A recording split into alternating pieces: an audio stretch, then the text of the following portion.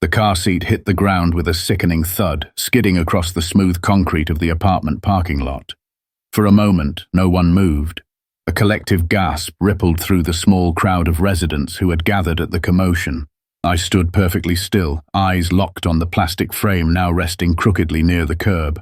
A faint scratch marred its side, and though my baby wasn't in it, thank God, my heart pounded as if she had been. Across from me, a woman with tightly curled hair and a sour expression, Karen, the self-appointed queen of the complex, stood trembling with rage, her arms folded triumphantly across her chest.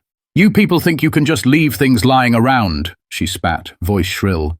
"This is a quiet building. We don't tolerate noise, clutter, or entitled behavior." I didn't say a word. Not yet. I glanced down at the car seat, then at my baby, cooing innocently in her stroller nearby, oblivious to the storm around her. My silence seemed to unnerve Karen more than any retort. A flicker of uncertainty crossed her face. From the corner of my eye, I noticed a young man discreetly filming with his phone. Good. I wanted everything on record. Taking a slow breath, I stepped forward, picked up the car seat with deliberate care, and cradled it as if my child were inside. When I finally spoke, my voice was calm, almost gentle. "You'll want to remember this moment," I said, "because you're about to regret it." Karen blinked, confused. I could see her mind racing, calculating her next move, but it was too late. The wheels had already been set in motion. Today was the day she'd learn who I really was, and that appearances can be deceiving. A year ago, if you'd told me I'd be raising a daughter alone, I wouldn't have believed you. Life had been stable, routine even. I was the youngest executive at a fast-growing real estate investment firm, the kind of guy who always had a plan, always knew the next move. Then came the phone call that changed everything. My wife Sarah had been in an accident. One reckless driver, one rainy night, and suddenly I was a single father with a 6-week-old infant who depended on me for everything. Grief doesn't wait for the luxury of preparation. Between late-night feedings and endless diaper changes, I barely had time to process what had happened. But one thing was clear: my daughter, Lily, would come first, no matter what. The job I loved, one that demanded long hours, constant travel, suddenly seemed incompatible with this new reality. I considered quitting. My CEO, a man I'd always respected, surprised me by offering a different path. "Why don't you take over our newest residential project?" he suggested. "Work undercover, see how our tenants live, identify issues from the ground, no suits, no boardrooms. Just live there as a tenant, flexible hours, stay close to your daughter." It was a brilliant move for the company, and a lifeline for me. I accepted. Within weeks, I moved into one of our newly acquired luxury apartment buildings, posing as an ordinary resident while quietly auditing the tenant experience. Few knew my real role. I wanted to be anonymous, just another single dad trying to do right by his child. The building itself was beautiful, modern, clean, well-staffed. Most of the tenants were friendly, if somewhat reserved. I set up Lily's nursery, optimized my schedule around her naps, and made sure we didn't disturb anyone. My work laptop sat idle during her waking hours. Emails and reports happened late at night once she slept. Then came Karen. From the day I moved in, she seemed to have appointed herself the complex's guardian of peace and order. A woman in her 50s with a permanent scowl, she always had a complaint at the ready. At first, it was about parking spots, then hallway clutter. Eventually, it turned to my daughter. The first time she knocked on my door, it was mid-afternoon. Lily had giggled while I played peekaboo, one of those pure, innocent sounds no parent tires of. Yet Karen stood in the hallway, arms crossed, lips tight. "Your child is disruptive," she said. "This is a quiet building. People work from home. We can't have that kind of noise." I was stunned but polite. "She's just a baby," I replied softly, and it was only a few minutes of laughter. Her eyes narrowed. "It's about respect." From that moment, I knew keeping the peace wouldn't be easy, but I didn't realize then how far she would go, or how much she'd come to regret underestimating the quiet single dad next door. It was a Tuesday afternoon, warm and bright, the kind of day when life feels almost manageable. Lily had just finished her nap, and we were playing in the living room. I sat cross-legged on the floor, stacking colourful blocks, while she babbled happily and swatted at them with chubby hands. Her giggles filled the air, light and joyful. For a brief moment, the weight on my shoulders seemed to lift. That's when the knock came, sharp, impatient, 3 rapid raps against the door. I froze for a beat, scooped Lily into my arms, and opened the door. There stood Karen. No introduction, no greeting, just a deep frown and eyes that flicked from me to Lily and back again. "You need to keep the noise down," she said, voice clipped. "People are working." I blinked. "Excuse me." "That laughing," she snapped. "This is a professional building. Some of us work from home and can't concentrate with that." I shifted Lily to my shoulder, instinctively protective. "She's just a baby. I assure you, we're mindful of our neighbors." Karen's gaze hardened. "Mindful? I hear her all the time. I've already spoken to management. This needs to stop." There was no reasoning with her. I forced a calm tone. "She's not screaming or crying, just playing. I'll do my best to keep her quiet, but babies make noise. It's natural." She scoffed. "Natural or not, it's inconsiderate. If you can't control it, maybe this isn't the right building for you." With that, she turned and stalked back down the hall, leaving me standing there, heart pounding, Lily's soft breaths warm against my neck. I closed the door gently, holding my daughter close. In that moment, I wasn't angry, just stunned. It hadn't even been a week since we moved in. I'd hoped for kindness, maybe even community. But I could see now, with Karen, this was going to be a battle. One I never wanted to fight, but one I would if it meant protecting my little girl. The next few days unfolded like a slow, deliberate campaign. I wanted to believe the first encounter with Karen had been a fluke, a bad day, or a misunderstanding. But it soon became clear this was no isolated incident. That evening, after Lily's bath and bedtime routine, I settled on the couch with my laptop. Just as I began answering emails, a sharp pounding reverberated through the walls. 3 more bangs followed, loud and deliberate, coming from Karen's adjoining apartment. I paused, heart racing, wondering if Lily had stirred. She hadn't. Still, I rose, checked her room, peaceful, her tiny chest rising and falling in the soft glow of her nightlight. The next morning, taped to my door, I found a note written in aggressive red ink. "This is a quiet building. Control your child or move." No signature, but I didn't need one. I crumpled the paper and tossed it in the trash, choosing not to engage, but the pattern continued. Every time Lily so much as cooed, Karen would retaliate. More banging, more notes. One afternoon, as I carried groceries up the stairs, I overheard her in the hallway, loudly telling another neighbor that some people had no respect for the building's standards and were inflicting their lifestyle on others. By the end of the week, I received an email from building management. Polite but awkward, it informed me that a noise complaint had been filed and requested that I be mindful of my child's volume. I replied professionally, explaining the situation and noting that Lily was neither unusually loud nor disruptive. Later, a sympathetic assistant manager called me privately. "Honestly, we've had problems with her before," she admitted. "She complains about everyone. You're doing nothing wrong." Still, the harassment wore on me. I began documenting each incident. I saved the notes, recorded the banging through the walls, and even installed a small security camera by my front door.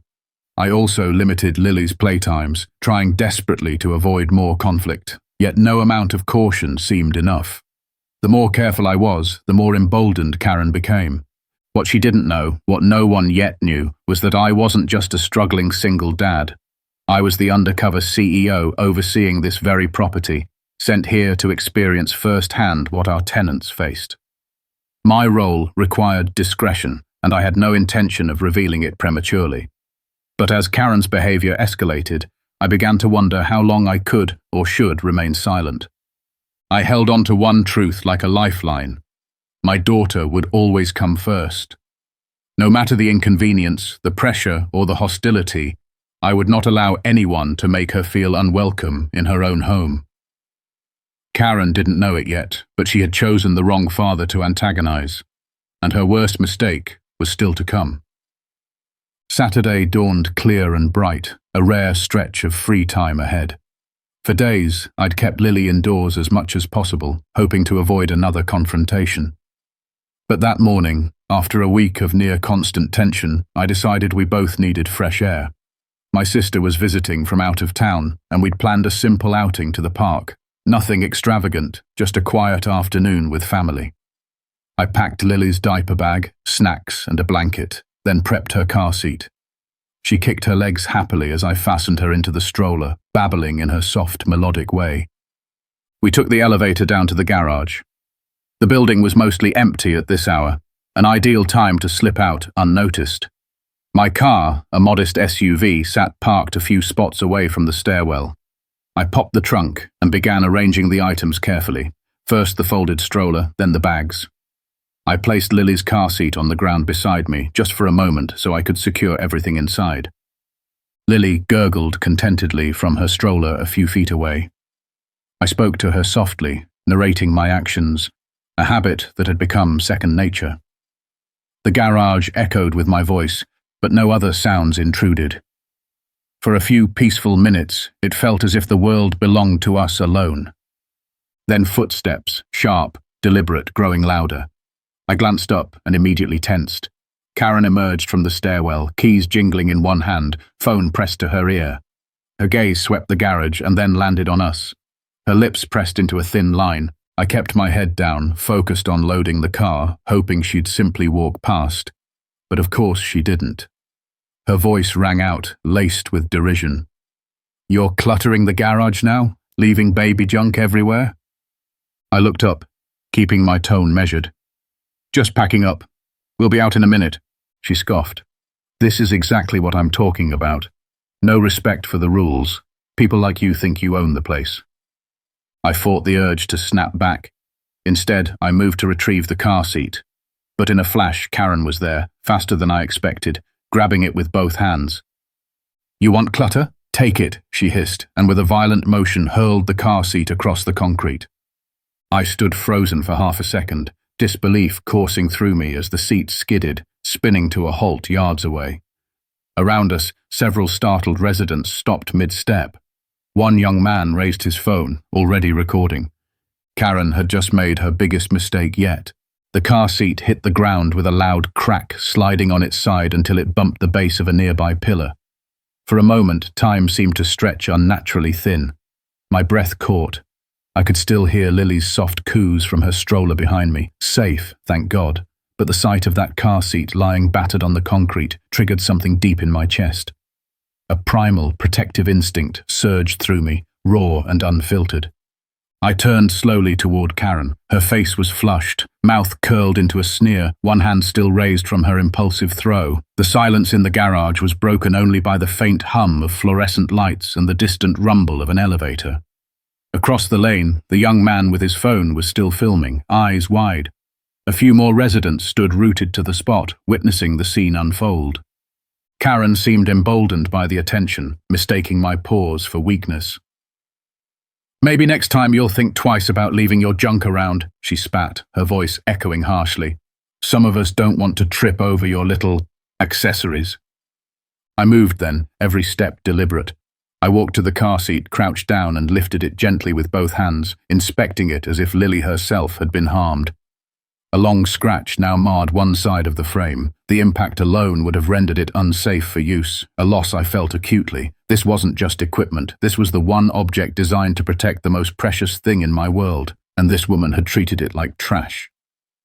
Rising slowly, I cradled the car seat against my chest and turned to face her fully. My voice, when it came, was low and even. "You just damaged my child's car seat. If she had been in it, you could have killed her."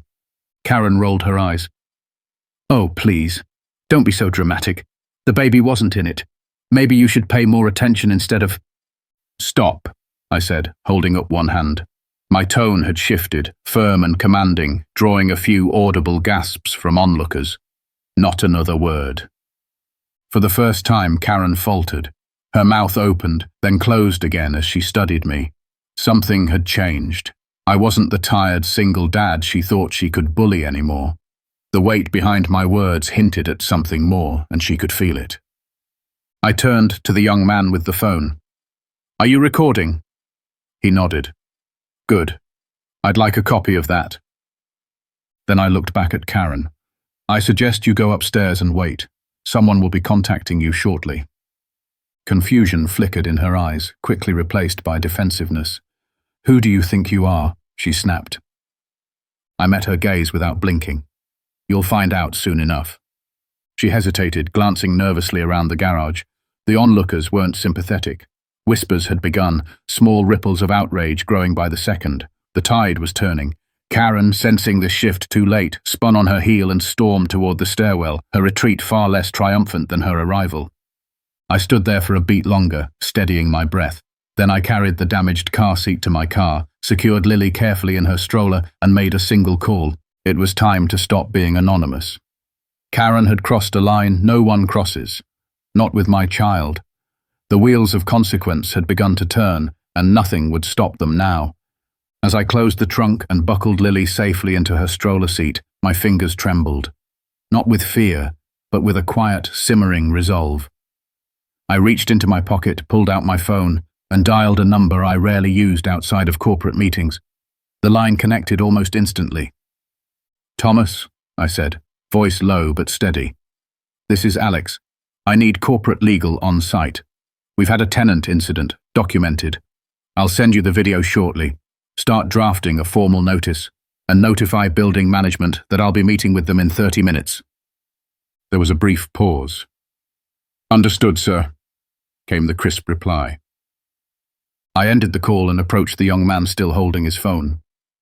"Would you mind sending me that recording?" I asked, offering a calm smile. He nodded eagerly and handed me his device. I transferred the file to my phone with a few swift taps and thanked him sincerely. His wide-eyed look told me he sensed something bigger was happening, though he said nothing. With the video secured, I wheeled Lily back inside, up to my apartment.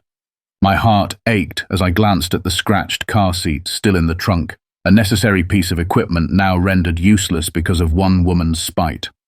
I kissed Lily's forehead, settled her with her toys, and drafted an email attaching the video and a detailed account of what had transpired. Minutes later, I received confirmation. Legal was on their way, along with the regional property manager and head of tenant relations. It was time to drop the facade. At the appointed hour, I entered the building's conference room, a sleek, glass-walled space usually reserved for board members and senior staff. The management team sat waiting, tense and curious. I placed my company ID on the table, CEO, with my name embossed beneath. The room shifted instantly. "Gentlemen," I began, voice cool and unwavering. "You've just seen a prime example of why tenant experience matters. One of your residents has jeopardized my child's safety. I expect immediate action." As the video played on the screen, a hush fell over the room. Karen's voice rang out, her actions undeniable. The managers exchanged uneasy glances. No one would question my authority now. The reveal had begun, and Karen's world was about to turn upside down. The corporate response was swift and precise. Within the hour, the building's regional property manager had issued an emergency notice to the legal team. Karen's behavior had been caught on video in front of multiple witnesses, and from a liability standpoint, it was indefensible. I sat with the management staff as they reviewed the footage again, each viewing hardening their expressions further. "This isn't just a noise complaint gone wrong," I said, keeping my tone measured. "It's harassment and reckless endangerment. If that car seat had been occupied..." I let the sentence hang in the air. The legal counsel arrived moments later, a no-nonsense attorney named Rachel. She wasted no time reviewing the documentation I had provided, including the string of prior incidents I had logged. Photographs of the notes, audio recordings of the wall pounding, the previous complaint emails. With this complete picture in hand, the path forward was clear. By late afternoon, a formal notice of lease termination was drafted, citing multiple violations of community standards, harassment of other residents, and creating a hostile environment. A separate letter warned of potential legal action should Karen attempt retaliation or contact me or my daughter again. While the paperwork was being prepared, news of the incident had already begun to ripple through the building. The young man's video, with my permission, had been discreetly shared among several tenant groups. The reaction was swift and overwhelmingly supportive. Messages of solidarity poured in, neighbors expressing outrage, others recounting similar bullying encounters with Karen that they had been too intimidated to report. The building's general manager, looking weary but resolute, approached me. "We should have acted sooner. I didn't know it had escalated this far." "You do now," I replied simply. "And I expect you to ensure no other tenant faces this kind of treatment again." Later that evening, accompanied by 2 members of building security, Rachel served Karen the termination notice in person. I didn't witness the exchange, but I heard the aftermath. Raised voices echoed faintly through the halls, Karen demanding to know who had the authority to evict her so suddenly. When informed of my role as the company's CEO, the building's owner, her shriek of disbelief reportedly silenced the entire floor. The following morning, Karen was seen hurriedly packing boxes. She avoided eye contact with everyone, the once domineering figure now a diminished shadow of herself. Residents watched in quiet satisfaction as she left, her reign of intimidation finally ended. For me, the ordeal had served a deeper purpose. Not only had I protected my daughter, but I had also exposed a systemic failure within one of our properties, a failure I would now address with sweeping policy changes. This wasn't about revenge, it was about accountability. As I wheeled Lily out for our long-delayed park outing the next day, I smiled softly. The sun was bright, the air fresh with new possibility. The car seat had been replaced, the past set behind us. Some lessons cost dearly. For Karen, that cost had just come due. It was 2 days after the incident when Karen came to my door. I had just finished feeding Lily, her cheeks rosy from the applesauce she adored, when a hesitant knock broke the morning calm. I opened the door to find Karen standing there, eyes red-rimmed, a crumpled tissue clutched in her hand. The defiant posture she usually carried was gone. In its place was something I hadn't seen before: fear, regret, and a desperate hope for reprieve. She opened her mouth, voice trembling. I didn't know. I didn't know who you were." Her words tumbled out in a rush. "I didn't mean to. I wasn't thinking clearly. Please, I can't lose my home. I was upset, that's all. It got out of hand." I let her speak, the silence between us heavy and uncomfortable. When she finished, her gaze pleaded with me, searching for a crack of forgiveness. But I kept my expression steady, my voice calm. "It was never about who I am," I said quietly. "You didn't know my title, true. But you did know I was a father. You knew there was a child involved. And that should have been enough." Karen's face crumpled further. I let my anger get the best of me. I was wrong. Please, can't you stop this?" I took a deep breath, my tone unwavering. "The damage was done the moment you chose to throw that car seat. That choice endangered my child's safety. If Lily had been in it..." My voice caught for a moment, but I pressed on. "This isn't about punishment. It's about accountability. Actions have consequences." Her shoulders sagged. Tears spilled down her cheeks now, and she covered her face briefly before looking back up. "I'm sorry, truly." I nodded once, not unkindly but with finality. "I hope you carry that lesson with you. For your sake, and for anyone you meet after this." Without another word, I closed the door gently. I stood there for a moment, heart pounding, not from anger, but from the release of a tension that had simmered for too long. Behind me, Lily giggled, blissfully unaware of the storm that had just passed. I walked over, scooped her into my arms, and held her close. The past was done. What mattered now was the future, and that it would be one where she would always feel safe. In the days that followed, the building seemed to breathe a little easier. Neighbors I had only nodded to in passing now stopped to chat, some offering quiet words of thanks, others sharing their own stories of having been targeted by Karen's relentless campaigns.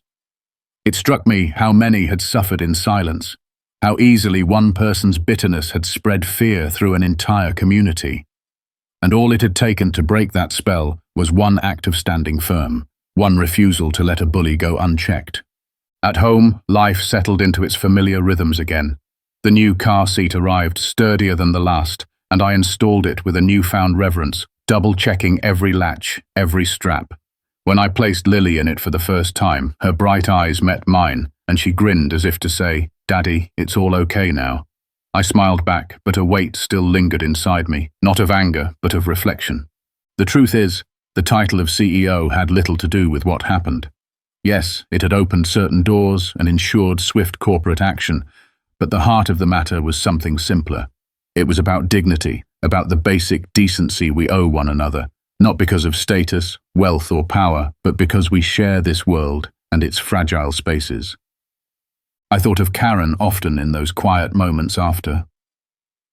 I wondered what regrets she carried, what private battles had twisted her into someone so quick to lash out.